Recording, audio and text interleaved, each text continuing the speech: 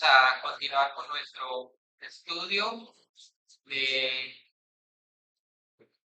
Primera de Pedro, donde hemos estado durante todos estos domingos aprendiendo. Vamos a orar para presentar este tiempo a Dios. Padre, te damos gracias en esta preciosa mañana. Gracias por este tiempo maravilloso que nos regalas. Gracias por la paz y por el gozo. Gracias por la vida de mis hermanos. Gracias por el aire que respiramos. Te adoramos, oh Dios. Exaltamos y glorificamos tu santo nombre. Tu nombre que es santo, que es sobre todo nombre. No hay otro nombre bajo el cielo dado a los hombres en quien podamos ser salvos. Reconocemos tu majestad, tu señorío. Reconocemos tu poder. Oh Dios, aquí estamos rendidos ante ti. Hoy nos presentamos tal cual como somos, reconociendo esa necesidad de un Salvador, reconociendo que somos pequeños, que somos débiles. Ese tesoro ha sido derramado en un vaso frágil.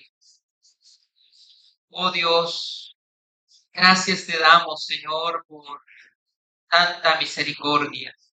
Gracias te damos por tanto amor, por tu infinita misericordia al enviar a tu Hijo Jesucristo a morir en una cruz para redimirnos. Guíanos en el estudio de tu palabra y háblanos en esta mañana en el nombre de Jesús. Amén.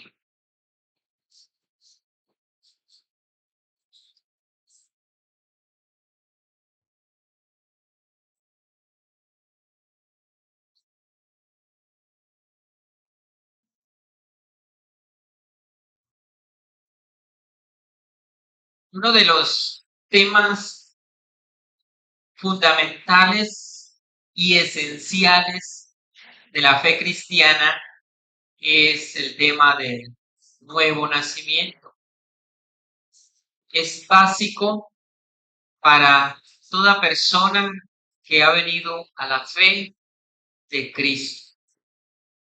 Y Pedro, desde que inicia esta epístola, nos empieza a hablar de ese tema, de la regeneración, de ese nuevo nacimiento, de esa transformación, de la obra del Espíritu Santo, de ese momento inicial en el cual el hombre es un pecador con una naturaleza inclinada hacia el pecado, su corazón depravado totalmente, muerto espiritualmente.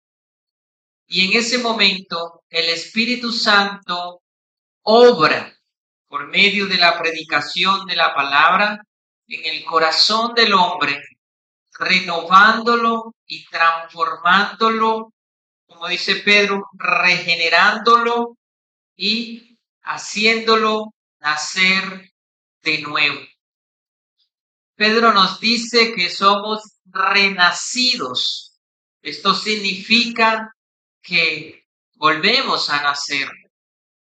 Y no de una simiente corruptible, sino de una simiente santa, una simiente incorruptible, incontaminada, inmarcesible.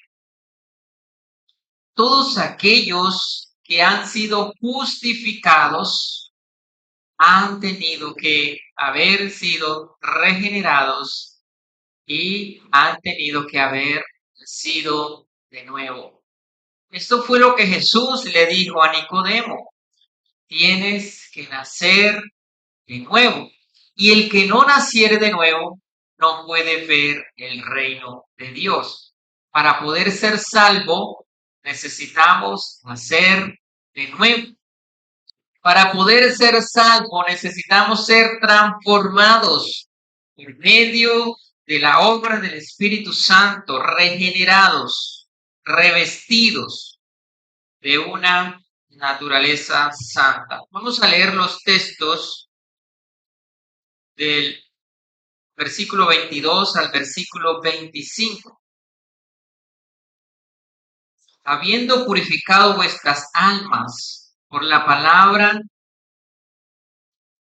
voy a empezar de nuevo, habiendo purificado vuestras almas por la obediencia a la verdad mediante el Espíritu, para el amor fraternal, no fingido, amaos unos a otros en entrañable de corazón puro, siendo renacidos, no de simiente corruptible, sino de incorruptible, por la palabra de Dios que vive y permanece para siempre.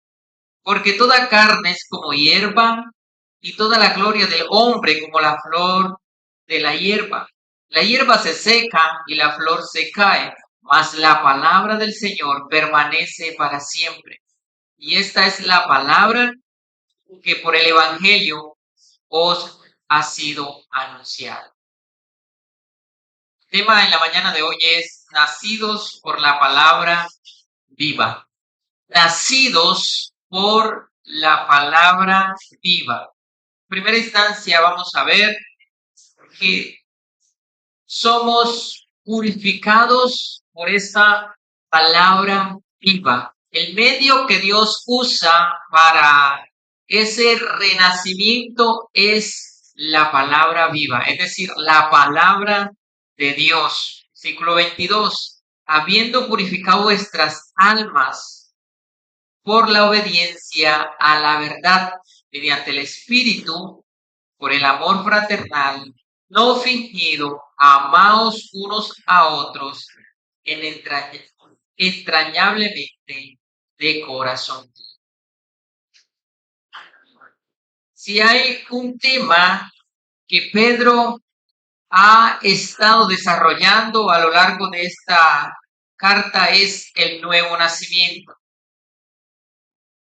Y el nuevo nacimiento es esa parte inicial en donde aquella persona es un pecador perdido, no tiene vida, no tiene esperanza, como lo dice Efesios 2, está muerto y Dios le da vida. Efesios capítulo 2 dice, y Él os dio vida a vosotros cuando estabais muertos en vuestros delitos y pecados. En este nuevo nacimiento hay una regeneración, hay un cambio de naturaleza, de una naturaleza impía a una naturaleza santa. Esta obra es una obra del Espíritu Santo en la vida de todos aquellos que han venido a la fe, en la vida de todos aquellos que han sido justificados. La obra del Espíritu Santo es causar en estas personas la regeneración, o lo que se conoce como el nuevo nacimiento. Pero el medio que Dios usa para llevar a cabo esta obra es la palabra de Dios. Es decir, la palabra de Dios es proclamada, es predicada y el Espíritu Santo obra en el corazón del hombre allí donde esa palabra ha sido predicada o proclamada. Es por medio de la palabra de Dios que las personas pueden venir a la fe. Por eso cuando el apóstol Pablo le escribe a los romanos, él les dice, bueno, ¿y cómo creerán si no hay quien les predique? ¿Cómo irán? ¿Cómo vendrán? Así que la fe es por el oír la palabra. Necesitamos predicar la palabra, necesitamos proclamar las buenas nuevas de salvación, porque es por medio de la proclamación de la palabra que el Espíritu Santo obra en el corazón del hombre y causa en el corazón del hombre la regeneración. Causa en el corazón del hombre el nuevo nacimiento, esa transformación. Le hace ver su pecado, le hace ver su necesidad, le muestra la condición en la cual se encuentra y le muestra también la gracia y la única esperanza que está en Cristo. Eso es el nuevo nacimiento. Pedro usa una palabra muy importante allí y lo que Pedro nos quiere decir es que si hay algún distintivo en la vida de todos aquellos que han nacido de nuevo, es el amor. Es el amor y habla del amor fraternal. Esa palabra en griego es Filadelfia, que significa amor de hermanos. Esta palabra nos habla del amor de una familia, la familia de la fe. Y ese amor es un amor que es especial, porque ese amor es un amor que no es fingido, es un amor puro, es un amor verdadero, es un amor que es real. Además, Juan nos había dicho, el apóstol Juan, que el que no ama no ha conocido a Dios porque Dios es amor. Es una característica esencial de todos aquellos que han nacido de nuevo, el amor. El amor debe caracterizar a todos los creyentes. Un amor puro, un amor sincero, un amor verdadero. Todo esto es producido por medio del Espíritu Santo, el mismo que causa la regeneración o el nuevo nacimiento, esa transformación en el corazón del hombre, es el mismo que produce en aquellos que creen ese amor, para que así podamos amarnos los unos a los otros. Este amor es un amor sincero, es un amor puro, es un amor verdadero. En segundo lugar, renacidos por la palabra viva. El texto nos dice, no de simiente corruptible, sino de incorruptible por la palabra de Dios que vive y permanece para siempre. Renacer, lo que significa literalmente es volver a nacer. Los cristianos han vuelto a nacer, lo que se conoce nuevamente como el nuevo nacimiento. Este nuevo nacimiento es producido especialmente y directamente por el Espíritu Santo.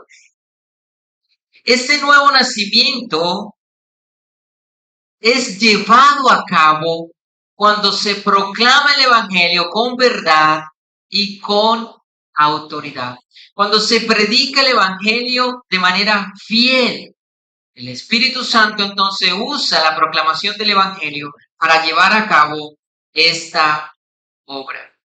Ahora, el apóstol aquí nos dice que somos renacidos, no de simiente corruptible, sino de una simiente que incorruptible. Y creo que Pedro está pensando en esa corrupción que heredamos de nuestros primeros padres, la corrupción que heredamos de Adán y de Eva. Nosotros somos hijos de Adán y en Adán caímos, en Adán morimos. En Adán nos envejecemos. En Adán heredamos el pecado, heredamos la corrupción, heredamos la muerte.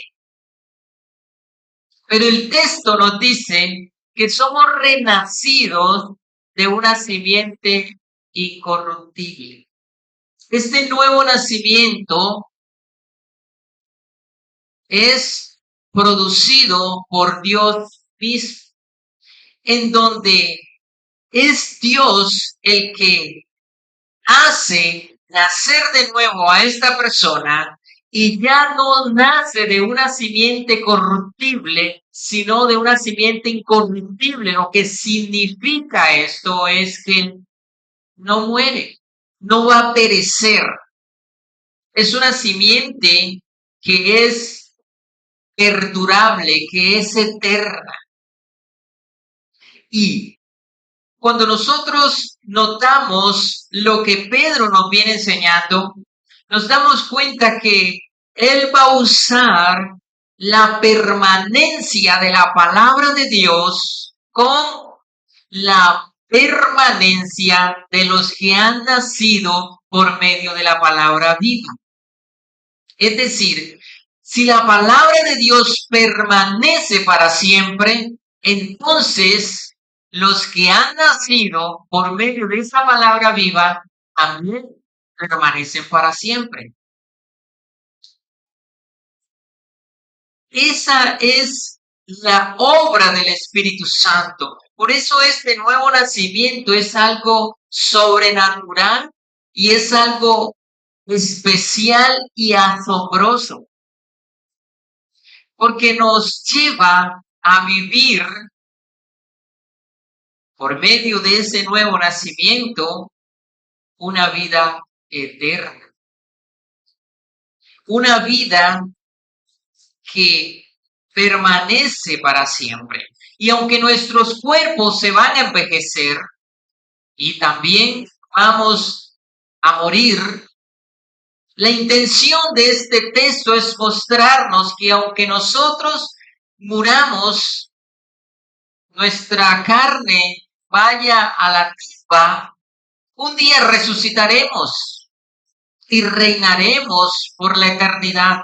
Viviremos por la eternidad, porque habiendo sido renacidos de esa simiente incorruptible que nos conecta también con lo que Pablo había hablado allá en Corintios capítulo 15 sobre la resurrección, donde se siembra en incorrupción y se resucita en incorrupción, donde el cuerpo mortal resucita en inmortalidad.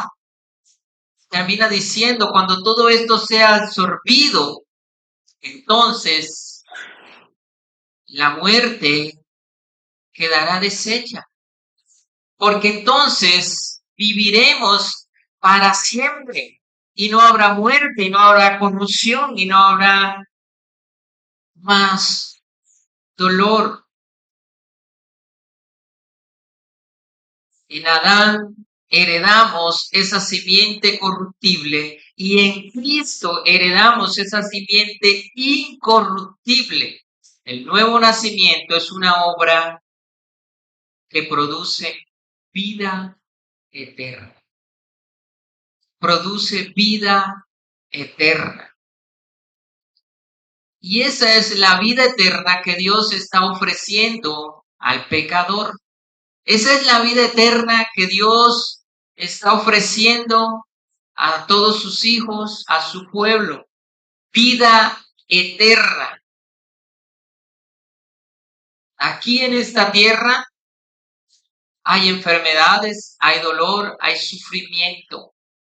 Y esto también nos lleva a pensar en lo que ya Pedro les había dicho a estos hermanos, sobre el sufrimiento, sobre el dolor, sobre las situaciones, las pruebas, las dificultades, las aflicciones.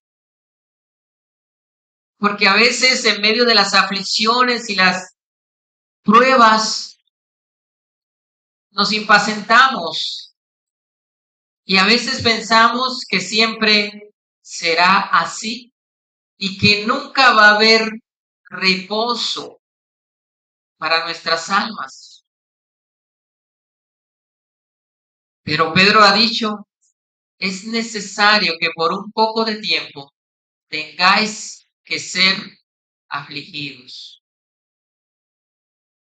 De manera que, aunque por un poco de tiempo tengamos que ser afligidos, sabemos que si hemos nacido de nuevo, entonces un día resucitaremos en gloria y viviremos eternamente y para siempre. Eso es una palabra de consuelo para estos hermanos, de consuelo para quienes están atribulados, perseguidos, para quienes sufren, es consuelo, porque el dolor va a terminar, el sufrimiento terminará, y entonces habrá paz eternamente y para siempre. En la última parte, versículo 24 y 25, la permanencia de la palabra, porque toda carne es como hierba y toda la gloria del hombre es como la flor de la hierba. La hierba se seca y la flor se cae, mas la palabra del Señor permanece para siempre. Y esta es la palabra que por el Evangelio os ha sido anunciada. Nuevamente, sigue el contraste entre la vida natural y la vida que Dios ofrece. La vida natural es como la hierba, pero la vida que Dios ofrece no se marchita. Por eso es necesario hacernos la pregunta, ¿cuál es la gloria del hombre?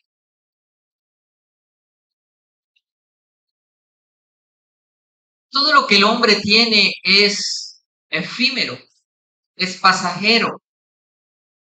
Aquellos que se llaman famosos o estrellas, un día su fama se acabará, su poder se acabará. ¿Cuál es la gloria del hombre? Y esta es una pregunta que el salmista también se había hecho. Los salmos comparan la vida del hombre como la flor del campo o como la hierba del campo, que crece por la mañana y por la tarde está marchita. Así es la vida del hombre. Así es la transitoriedad de la vida del hombre, pero la palabra de Dios permanece para siempre. Esa no pasa. Este texto también nos recuerda el Salmo 8, donde reflexionamos sobre la gloria de Dios y la honra del hombre. Y quiero leerlo. Cuando veo tus cielos, obra de tus dedos, la luna y las estrellas que tú formaste, digo, ¿qué es el hombre para que tengas de él memoria? El hijo del hombre para que lo visites. El hombre comparado con la grandeza de Dios no es nada. En medio de un universo, el hombre es algo muy pequeño. Sin embargo, Dios se acuerda del hombre, se acuerda de que somos polvo, se acuerda de que somos sus criaturas y lo visita. Pedro en este texto está citando a Isaías 40, versículo 6. Isaías 40, versículo 6. Voz que decía, da voces. Y yo respondí, ¿qué tengo que decir a voces? Que toda carne es como hierba y toda su gloria es como la flor del campo. La hierba se cae y la flor se marchita, porque el viento de Jehová sopló en ella. Ciertamente como hierba es el pueblo. Séquese la hierba, marchítese la flor, mas la palabra de Dios nuestro permanece para siempre. Isaías presenta la misma metáfora que ha usado los salmos, la misma metáfora que está usando Pedro. Esta es la misma que está usando Isaías, mostrando lo pasajero, lo temporal de la vida del hombre. A veces pensamos que vamos a vivir para siempre. Y en estos días han ocurrido muchos accidentes. Y sobre todo jóvenes, llenos de vida, ni siquiera llegar a los 20 años, han perdido la vida. Porque a veces pensamos que somos inmortales y que vamos a vivir para siempre. Pero no sabemos que a veces salimos y no regresamos, o nos acostamos y no nos levantamos. Así es la vida del hombre. Es efímera, es pasajera, es temporal.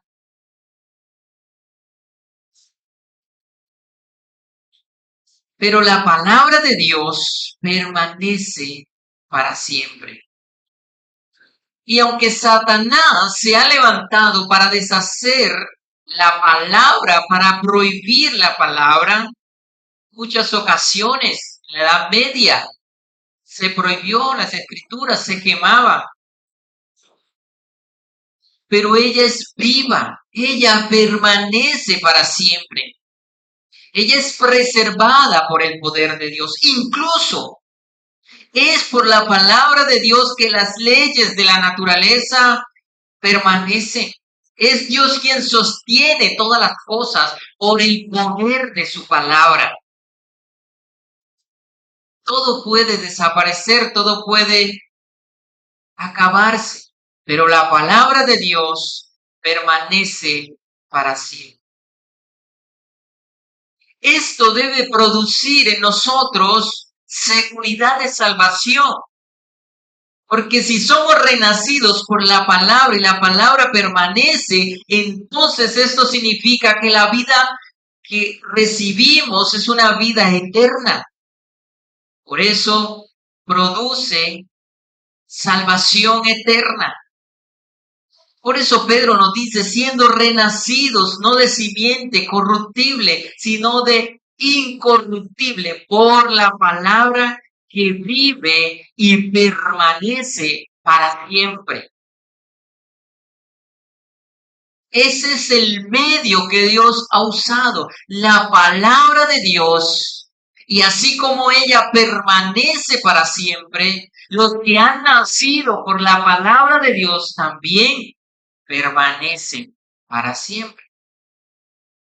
De manera que el énfasis es la permanencia por la palabra de Dios.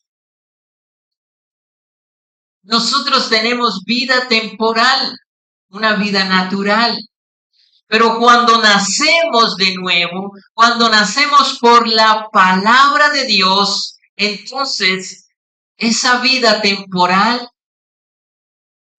pasa a ser una vida eterna, una vida perdurable, una vida para siempre.